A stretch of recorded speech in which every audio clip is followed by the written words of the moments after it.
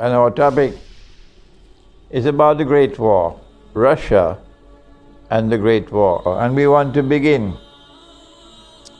by thanking the Russian government and thanking the Russian people who supported the government in that very courageous stand that they took to save Syria from becoming another Libya.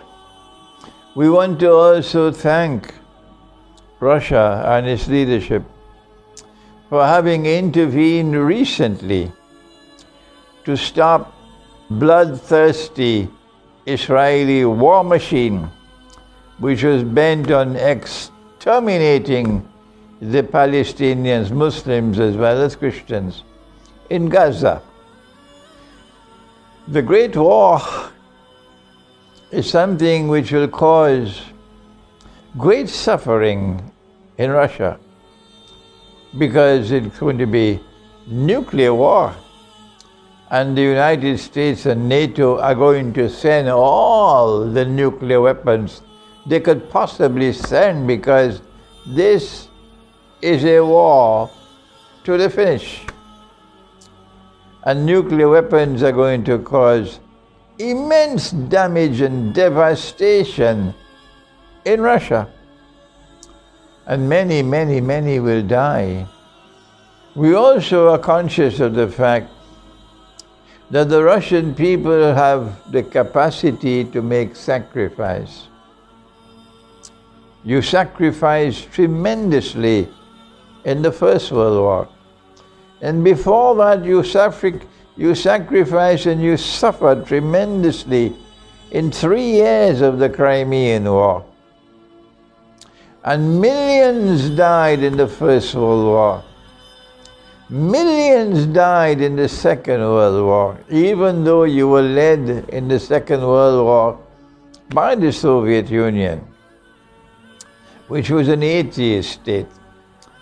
But the good news is that the Russian people have demonstrated to the world that they have faith in their hearts.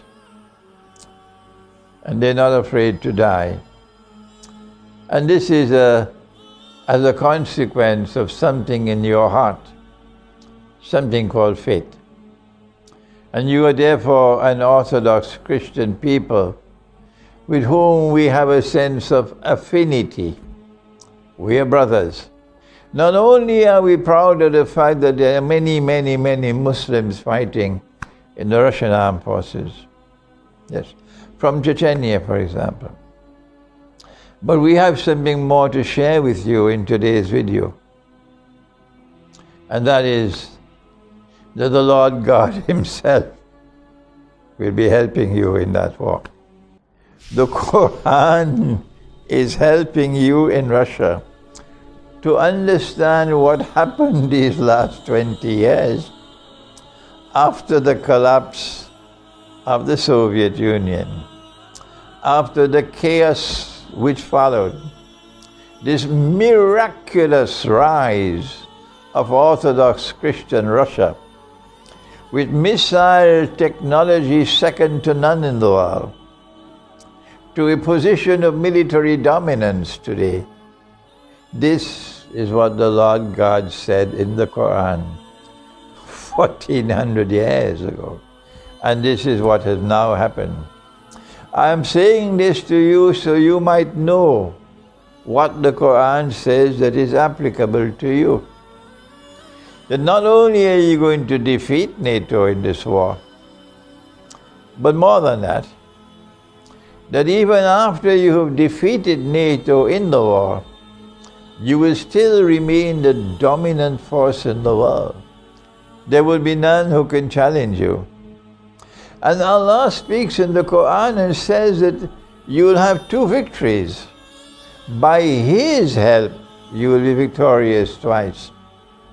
And the first one took place when the Quran was revealed at that time, when the Holy Byzantine Empire defeated Persia.